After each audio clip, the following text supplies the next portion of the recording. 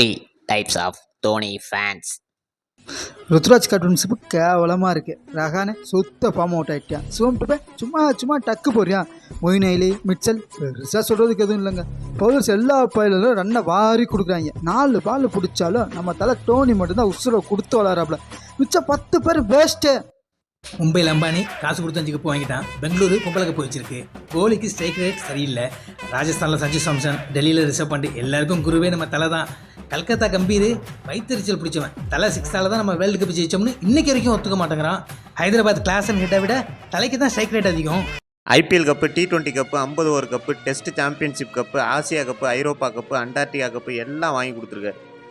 ரன்னிங்கில் மட்டும் ஒலிம்பிக் போனார்னா உசேன் போல்ட் தோற்றுருப்பான்.